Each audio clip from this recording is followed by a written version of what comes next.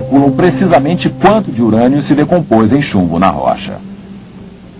Então, baseados nos índices atuais de decomposição, eles se reportam à era quando aquele urânio começou a se decompor. Este, afirmam eles, seria o ponto de origem da rocha. Um pedaço de rocha de granito foi colocado nesse equipamento, que é uma microsonda medidora de íons. Ela mede a proporção de urânio até o chumbo numa determinada amostra. Imaginando o processo de decomposição atual seguindo ao contrário, teorias convencionais sobre a idade da Terra nos dizem que esta rocha aqui na máquina tem 1 bilhão de anos de idade. A questão é, estariam essas teorias corretas? As técnicas para precisar a idade se baseiam no mesmo princípio. Os índices atuais de decomposição radioativa, que são constantes, são usados para computar o que os cientistas imaginam ter acontecido no passado. E isso envolve uma premissa. Não há nada discutível a respeito do índice de decomposição de vários elementos instáveis. Isso foi estabelecido através da observação e medidas como fatos científicos. E a proporção de urânio com relação ao chumbo em várias amostras de granito não está em questão. Porém, o que não foi alvo de observação e de medição foi o que aconteceu no passado distante. E isso até a descoberta do Dr. Gentry, como veremos.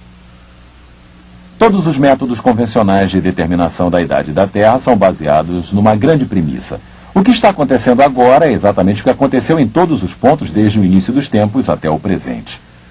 Este é conhecido como sendo o princípio uniformitarista, que diz que a lei natural pode explicar tudo. E que nenhum milagre feito por Deus jamais ocorreu. Outra ilustração pode nos ajudar a compreender como isso se relaciona à idade da Terra. Imaginem que esta torneira pingando represente o índice atual de urânio se decompondo em chumbo. E este balde parcialmente cheio com água represente o chumbo acumulando nas rochas de granitos que escavamos na crosta terrestre. Agora podemos medir precisamente quantas gotas caem por segundo. E podemos medir precisamente quanta água há dentro do balde. Dessa forma podemos calcular há quanto tempo a torneira vem pingando. Tudo isso está muito bem. Mas digamos que em algum momento tenha se tornado um filete constante. Mesmo que temporariamente. Então, mesmo que saibamos precisamente os índices de decomposição atuais e a proporção atual de urânio para o chumbo nos granitos com precisão, tais fatos não nos dizem nada a respeito da época em que a rocha foi formada, a não ser que a decomposição do urânio tenha sido constante. O que os radiohalos de polônio demonstram claramente é isto. Em determinado momento, o princípio uniformitarista foi rompido e algo muito diferente aconteceu no passado. Algo que questiona o índice constante de decomposição radioativa.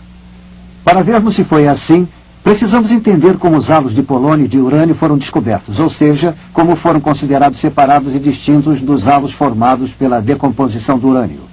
A maioria dos radiohalos exibem vários anéis concêntricos com dobras descoloridas e de uma forma um tanto diferente. Eles parecem um alvo de dardos. Cada anel representa uma espécie de elemento diferente na cadeia de decomposição do urânio. O par de urânios envia partículas alfa que caminham a uma certa distância precisa, criando um halo inconfundível e identificável. Assim fazem os outros elementos no processo de decomposição, criando seus próprios anéis. Vocês podem ver as evidências do processo de decomposição do urânio nesses anéis. Mas o que fiquei surpreso ao descobrir foram halos que começavam com o polônio. Não havia evidências de qualquer urânio que os produzisse. Isso não deveria acontecer. O polônio só deveria existir na natureza como fazendo parte da cadeia de decomposição do urânio, até que os últimos eventos da cadeia ocorram e o tal elemento se transforme em chumbo. Por tudo o que sabemos até hoje, o polônio não pode existir a parte do processo de decomposição. No entanto, visto através do microscópio, algo muito diferente acontecera no passado. O polônio isolado. Algo não explicável, de acordo com as leis científicas atuais. Eu descartei todas as possibilidades, menos o elemento primordial do polônio, o qual foi criado desde o início. Uma das experiências que descartou o urânio e que confirmou o polônio primordial como a causa dos halos de polônio perdidos em granitos foi realizada com a microsonda de íons.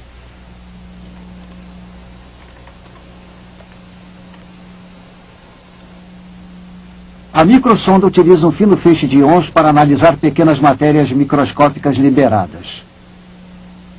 A experiência foi criada para que o feixe de íons causasse impacto diretamente sobre o centro do halo, lançando em ambos os lados átomo por átomo para depois serem analisados pelo espectrômetro magnético.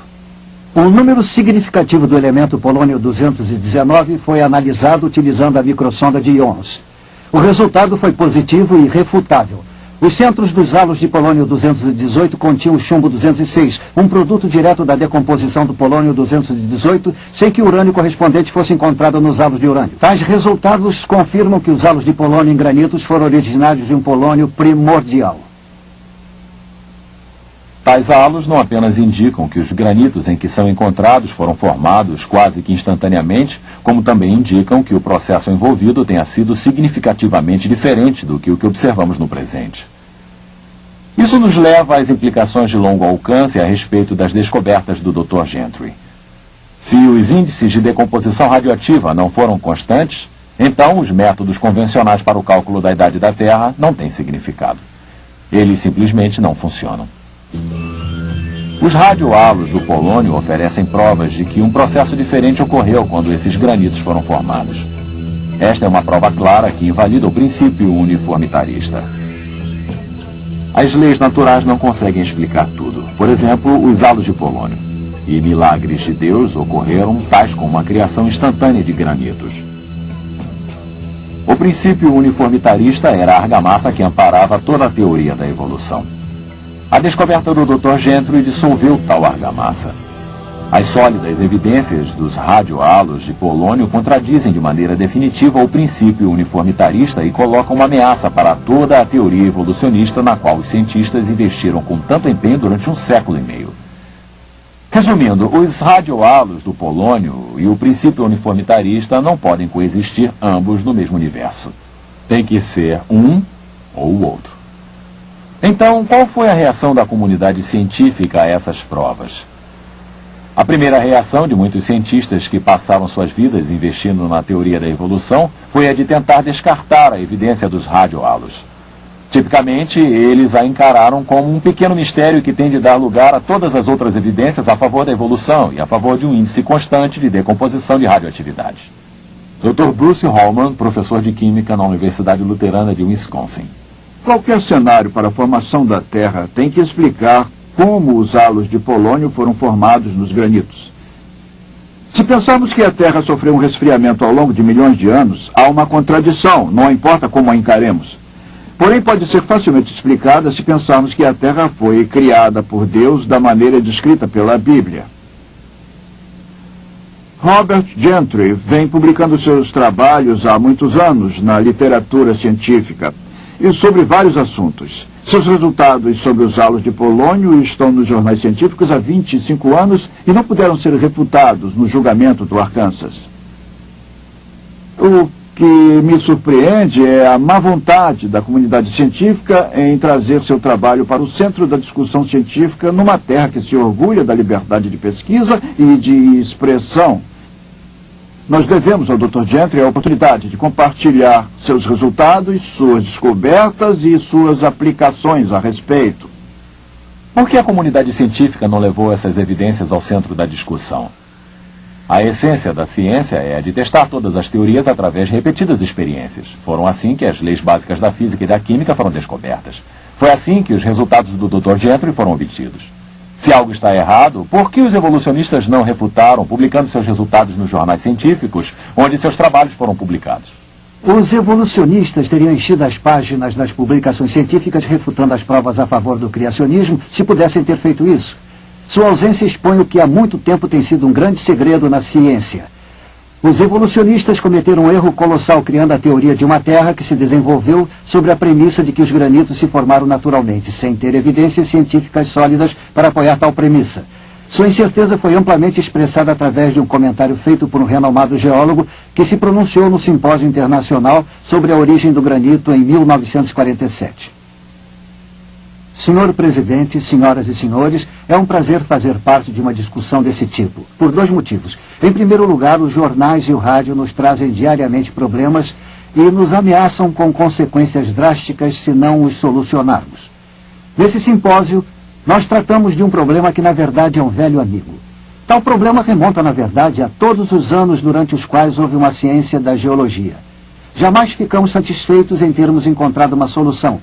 E, portanto, devemos notar que nenhuma consequência grave surgirá se não chegarmos a tal solução. D. A origem do granito, Sociedade Geológica da América, Memoir 28, F. Fitz Osborne, Universidade Laval, Montreal. Apesar dessa atitude de descaso, os geólogos teriam bons motivos para se preocuparem com a origem dos granitos, mesmo antes das evidências sobre os halos de polônio terem sido publicadas.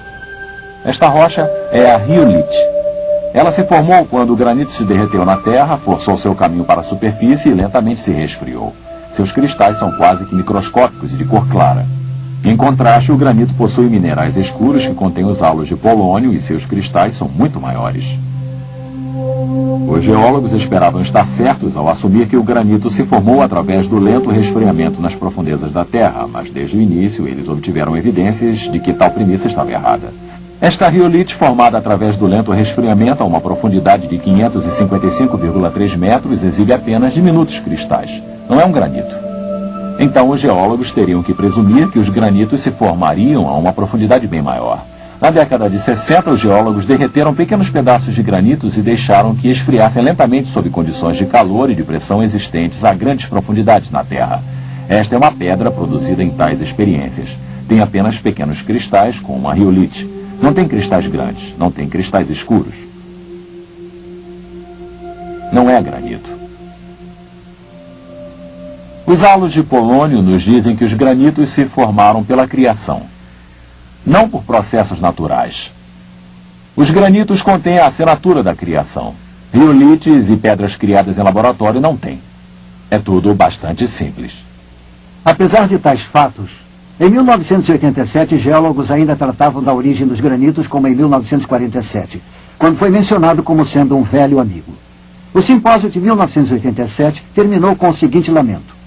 Conforme foi bem documentado pela discussão durante esta reunião, muitas antigas questões ainda são debatidas. Eu espero que daqui a 100 anos não estejamos debatendo as origens dos granitos.